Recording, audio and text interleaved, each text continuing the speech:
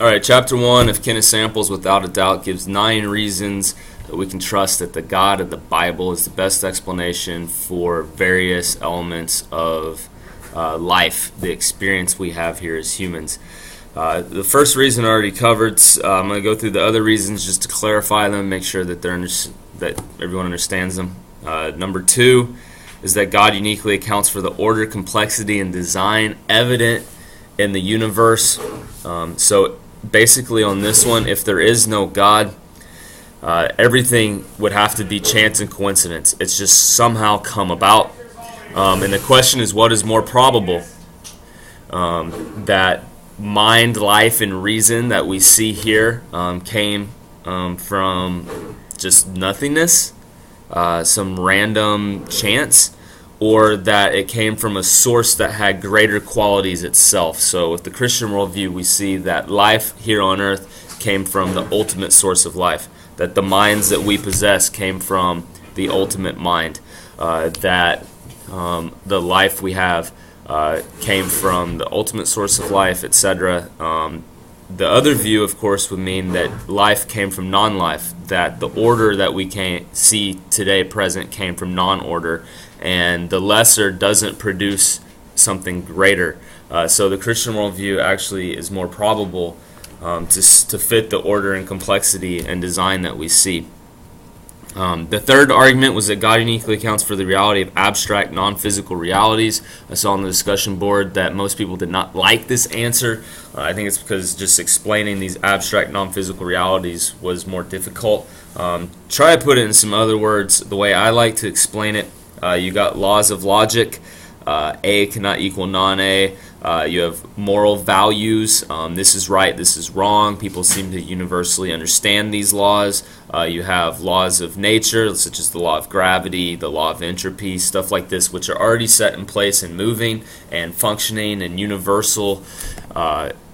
And because of that, we must ask, where did they come from? It wasn't that man created these laws. They were around before we recognized them and put a name to them. So the question would be, where did they come from? And thinking about our own physical secular world, laws come from lawgivers, so they come from governments. And in that sense, it would make sense that these natural laws, because they're in place and because they're upheld consistently throughout the world, we must assume that they came from a lawgiver, and the type of lawgiver that would give such natural laws would be God. Next one, God uniquely accounts for the reality of objective ethical values. This one's a little bit more difficult, I think, in conversation. The way it goes is that universally mankind recognizes certain things to be wrong and certain things to be good. And then inevitably someone always throws out, well, what about the cannibals? They apparently don't recognize that killing and eating others is wrong. So you always have to deal with that type of argument with people. So the way I personally like to approach this one is more from just the standpoint that to be able to say the cannibals are wrong for going about and just killing other humans and eating them, or to be able to say that Hitler was wrong for what he did, we have to have an objective standard of good and evil that is unchanging. And the only way we can get that as humans, because we're all technically equal, or we have a government that puts laws in place, but that government falls and a new government replaces it, maybe makes new laws, or, even within the lifetime of an individual, they may flip back and forth between what is right and what is wrong, such as President Obama and the way he has defined marriage. So in that sense, to have something that is constant, that humans can look above, we must go above humanity. And what would be above humanity? To be able to provide an objective source of what's right and wrong, and that would have to be God. And so for someone to be able to say, this person was wrong, they shouldn't have stolen this car and ran it off the road, to be able to say that that person was wrong, you would have to have some sort of objective, unchanging standard to say stealing is wrong. And God is the only way we can provide that objective standard. Otherwise, it's just people, and it's up to what I think is right and what I think is wrong. And if you've had any conversations with anyone over things such as piracy and stuff like that, you can easily come to the conclusion that humans aren't going to all agree on certain standards of right and wrong. So we have to have someone hired to appeal to that will not change their mind on what's right and wrong, and that would have to be God. And so if you want to have objective morals that are unchanging throughout the ages, you need God, like it or not. Number 5, God uniquely accounts for the meaning, purpose, and significance that human beings sense and yearn for. So humans recognize that their lives have meaning. People desire meaning and purpose beyond the grave. If the world is meaningless, then human life is meaningless. I sum that one up very quickly there for you. Number 6, God uniquely accounts for man's sense of the divine. Again, quick sermon listen. Man knows there is a God but suppresses the truth. That would be the Christian worldview coming from Romans 1, that all see there is a God from what he has created. But man has rejected that God and instead has made idols to look like ourselves and to look as created things. So we worship nature. So even the atheists, what I would say is what they have done, they've rejected God and instead have turned to the human experience to be their God, have elevated humanity to be the position of God, and actually each individual to have that role. So sort of fitting with the satanic view of God, each man is his own God. Do what thou wilt. That would be, I would say, the God form within atheism, or Darwinian naturalism.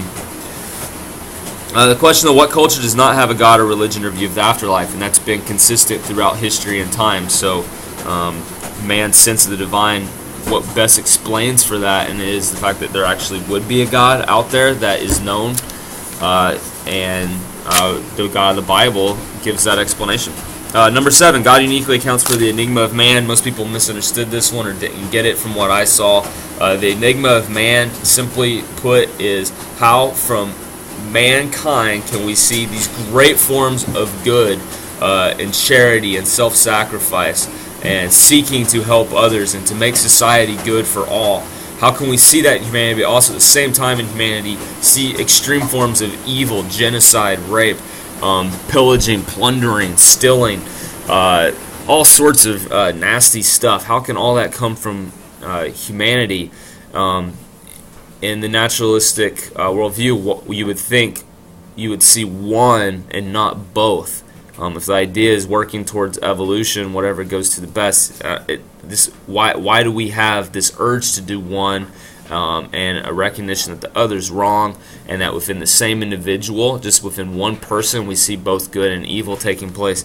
The idea here is this is a reality that we see in life, and that the God of the Bible actually gives an explanation for how we see both of these elements, and that is that we were created in His image, and as His image bearers, we have His law written upon our heart that urges us on to do good, and as well, we have this fallen nature as well. And so we can see both explained via the God of the Bible, as well here with the enigma of man. If we have a naturalistic evolutionary world, why is man so far more evolved than the rest of creation? There isn't a good explanation for that. I mean, we are light years beyond the rest of nature in terms of evolution, and so it doesn't really fit for how we came about to be in the place we are.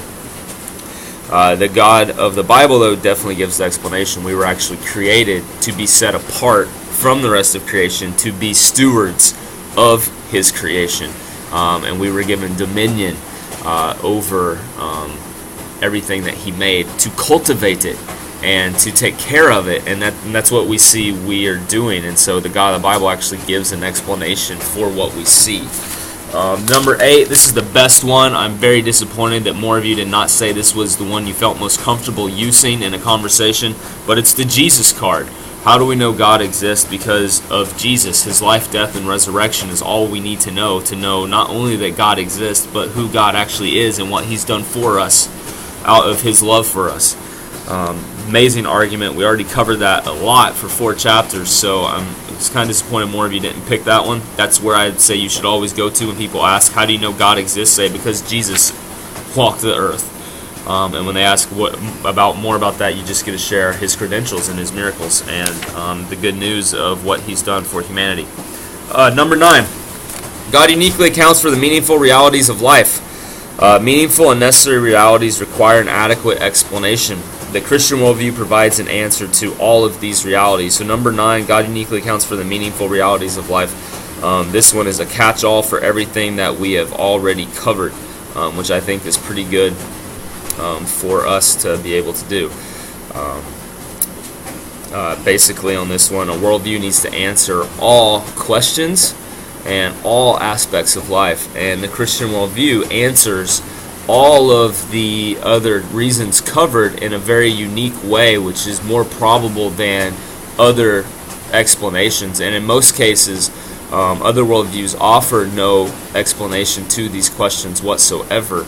And so in that sense, Christianity stands apart from all other worldviews by being an adequate source of explanation for all of life's questions and observable, meaningful realities.